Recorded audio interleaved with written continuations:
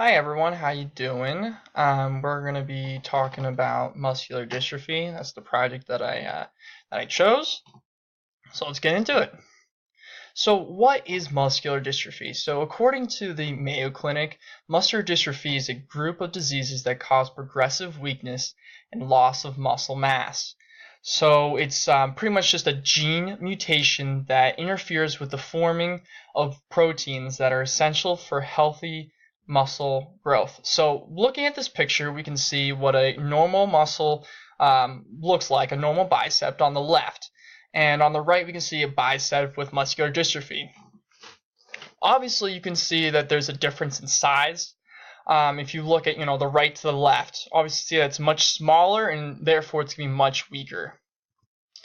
Common types of muscular dystrophy. So the most common type in children is the Duchenne type muscular dystrophy, or DMD. It's the most common form, as I just said, and it primarily affects boys. However, in rare cases, it does affect girls, and it begins as early as age 3. So if we're looking on the right-hand side of the picture, we can see that on the left, there's a normal child, and on the right, there's a child who has muscular dystrophy.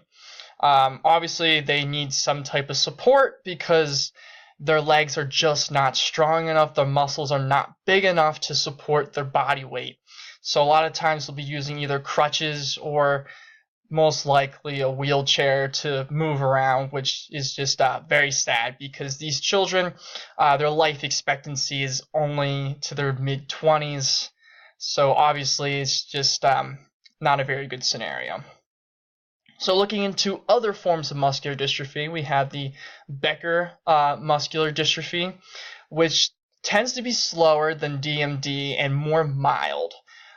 So this may not occur until the mid-20s, so you could be a normal functioning human being into your mid-20s, and then this could just totally come out of nowhere because of your genetics. Again, it's more mild because it doesn't start until your mid-20s, and you have a higher lifespan because it doesn't start as soon. And then we have the myotonic muscular dystrophy, also known as the Steiner's disease, which is the inability to relax muscles after contraction. This is most noticeably in the face. And also other groups of muscles. So when the person contracts their muscles, it takes several seconds for them to relax. And this is most common form of adult onset. So again, you're not going to see this in children as much. You're going to see it mostly just in adults. So going to the causes and risk factors. The cause was actually unknown until the 1980s, where they just started learning how to do gene mapping for the human genome, and they identified a mutant gene. This gene is involved in making proteins that protect muscle fibers from damage. So obviously, if they're not being able to protect them from the damage, how you build muscles, you destroy the muscle fibers in order to rebuild it and make bigger muscles. And if you're not able to do that because of the mutated gene, you're not going to be building those larger muscles as you should when you grow in age. This gene is inherited, so that means that your mother and your father could be carriers of that gene. They don't necessarily have to show signs of the muscular dystrophy. So muscular dystrophy can happen to anyone at any age, but most commonly found in boys, as I mentioned before. Moving into the epidemiology. So there are no treatments for this disease. However, the Food and Drug Administration in 2016 approved of a drug called eptilursin. Eptilursin increases muscular strength in some people treated with the drug. However, since it's so new, it only affects some people, not everyone. They're still doing research on why that's the case, but they have not found out an answer thus far. Some symptoms of muscular dystrophy include frequent falls, difficulty getting up, trouble running or jumping, and they'll notice when people are jumping that they can feel excessive pain when they land, so something to keep in mind. You have that muscular pain, obviously, and walking on toes. So when they're walking on toes, take a close note at the calf muscles to see if they're enlarging, because that's another sign that they might have muscular dystrophy. So moving on to our case study. So medical history. Mr. JV, a 11-year-old male, reported having muscular pain. His parents had given his prior history of repeated falls, fatigue, muscular weakness, and the inability to climb stairs. Now, the child's maternal uncle died at a young age due to the Duchenne-type muscular dystrophy. The parents are concerned that he might also have the same disease. The child is not currently taking any form of medication. Okay, on to the objective and laboratory data. So the child's height is 125 centimeters and the weight is 30.8 kilograms, which is actually shorter, and he doesn't weigh as much as the average of a child in his age group. So that's something to keep in mind, that since his muscles just aren't as big, he's not going to weigh as much as a normal child his age should. His blood pressure is normal, and his creatine kinase levels are actually elevated to the upper level of 7,242. Now, that's important because if we're looking at our upper right-hand picture, we can see that the muscular fiber degeneration.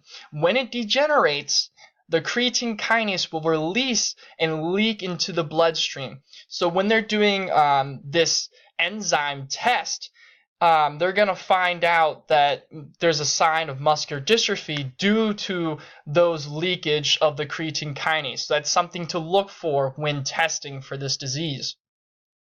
And then on a electromyography examination, there was an interference pattern analysis revealed myopathic pattern in the right vastus lateralis, suggestive of the primary muscular disease. So when he had this, again, another type of examination, they were finding that the child might have this primary muscular disease. So again, something to keep in mind. Moving into the diagnosis. So Mr. JV has been diagnosed with the Duchenne muscular dystrophy. This is due to constant falls, as reported, the muscular loss, and also its function, and pain. The child, that's why the child came in, due to that pain. My exercise prescription that I came up with, I primarily wanted to focus on increasing the child's functional capacity, improving daily living, and also decreasing the risk of injury for future occurrences. So for the cardiovascular endurance training, I wanted to see the child be at a 4 to 6 days per week. Again, starting off slow, so maybe not at first that many days, but we can definitely work into it. I also want the child to be doing it for 10-minute bouts, again at first. Once the child feels comfortable enough, we can move on to 20-minute bouts and see how the child progresses and how the child gets better with that. So again, these activities should be something the child enjoys doing. So if walking is too difficult, there's so many alternatives like cycling, rowing, swimming, and chair activities that are also good alternatives. There are plenty of other choices that the child can do. Again, just talk to the child and see what they're interested in doing. Resistance training. I would like to see the child be at around 3 days per week. Slow at first.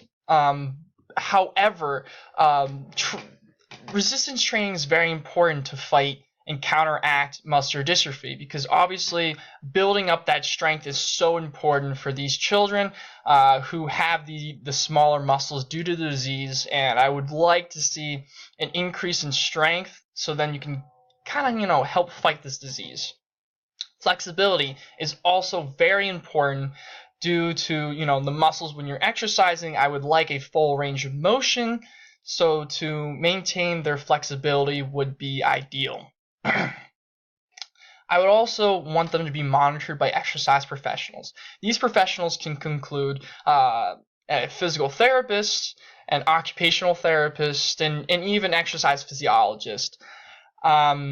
I feel like for an exercise physiologist, that would be good for looking at not only the muscles but also cardiac, and for physical therapists, looking at those gross motor movements as well as the small muscle movements of the occupational therapist would altogether be ideal for this child when exercising. Okay, exercise considerations. So if you have that myotonic muscular dystrophy, as we talked about, that's when the muscles they're tensing up and they're taking a while to finish contracting and relaxing, and that's again most commonly found in adults. They said to avoid exercising in cold water. So again, cold water is going to tense up your muscles, and this can cause some chest pains, which can lead to cardiac issues. So again, keep in mind that when you're making up your exercise program, because this definitely affects some forms of muscular dystrophy, which may limit your exercise capacity. Again, avoid exercising alone. As I stressed before, please have medical professionals there, or someone that can watch to make sure that you're in a safe environment. Drink plenty of fluids and avoid strenuous exercise in hot, humid conditions. Very important. Okay. And our discussion. So, muscular dystrophy, and the specific form of, DMD, as we talked about before, is the most common form of muscular dystrophy in children. They primarily affect boys. They're clinically presented with the difficulty of running, getting up from the ground, frequency in the falls, and the toe walking, as we've talked about before. Yet another examination that I had not talked about, which is muscle biopsy, was performed and came back positive for the DMD in Mr. JV. So muscle biopsy, they pretty much stick a needle in the arm or any big source of muscle. They grab a form of that muscle fiber and they analyze it. So again, that's another form of looking to see had that enzyme of the creatine kinase leaked out into the blood, or again they see that type of the muscle and they were able to come back, say if it's positive for a muscular disease or not, and it did in fact in this case study come back as positive for DMD. Along with exercise, the drug that we were talking about before, the epitalursin, was administered to help with the muscle strengthening. Again, as we said, this can help with some people, not everyone. So we're really hoping that this will help this child out. The child should be monitored at all times during exercise. So just to make sure that they're in a safe environment, they feel comfortable exercising, they know that they're going to be in good hands just in case something were to happen. Here are my references, guys. Feel free to go through if you have any questions. Definitely go on these exercises. They helped a lot. I hope you have learned something about muscular dystrophy, and I hope you guys all have a great day. Bye.